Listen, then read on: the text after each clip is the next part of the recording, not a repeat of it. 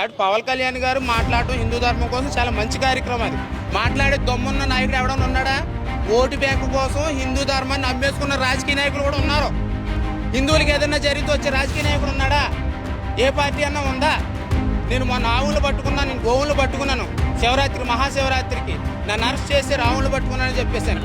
నన్ను అరెస్ట్ చేశారు. అరెస్ట్ చేసి రాజనగర్ స్టేషన్లో పెట్టారు.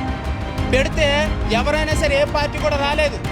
ఒక బీజేపీ పార్టీ నాయకులు వచ్చి ఆవిడ నిజంగా ధర్మ ప్రకారంగా ధర్మంగానే పనిచేసింది, ఆవిడ చట్టపరంగా పనిచేసింది, ఆవిడ ఎందుకు అరెస్ట్ చేస్తారని చెప్పేసి నన్ను బయటకు తీసుకొచ్చారు. ఉన్న పార్టీ నాయకులు ఎవరైనా వచ్చారా? హిందువులు ఇప్పటికైనా ఈ విషయం తెలుసుకోవాలి. హిందూ ధర్మంకి సపోర్ట్ చేసేది ఎవరైనా ఉన్నారంటే వాళ్ళకి మనం ఓటేయాలి.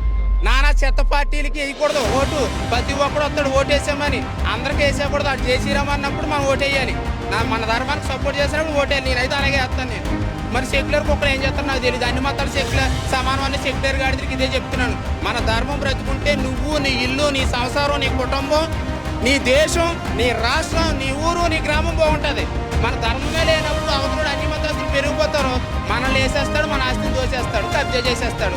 తర్వాత అప్పుడు మనం ఎంత నోరు కొట్టుకున్నా సరే నువ్వు మిగలవు, నీ కుటుంబం మిగలదు, నీ కులం కోసం గజ్జి గోక్కుంటావు కదా, ఆ కులం కూడా మనం. బీజేపీలో ఉన్నారు, పవన్ కళ్యాణ్ గారు హిందువులకు మద్దతుగా ఉన్నారు అని అంటే అది ధర్మం నాశనం అయిపోతుంది కాబట్టి సపోర్ట్ చేస్తారు. అలాగే బీజేపీ పార్టీ ఏ మతాలకి వ్యతిరేకం కాదు, అన్ని మతాలను గౌరవిస్తుంది. కావాలని బీజేపీ ప్రభుత్వం తొక్కేయాలి, దేశం డెవలప్మెంట్ అవుతుంది, వాళ్ళ మత మార్పిడికి గురి అవ్వకుండా చేస్తున్నారని చెప్పేసి బీజేపీ పార్టీ మీద బురద జల్లుతున్నారు. దేశం డెవలప్మెంట్ అయ్యిందనుకో, దేశం డెవలప్మెంట్ అయితే అప్పుడు మనం ఏం చేస్తాం? మత మార్పులు చేయడానికి అవకాశం అవ్వదు.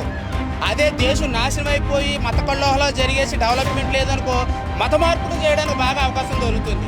అంతే కాబట్టి ఎప్పుడైనా సరే మన బీజేపీ పార్టీ మీద ఖచ్చితంగా బురద జల్లుతారు ఖచ్చితంగా.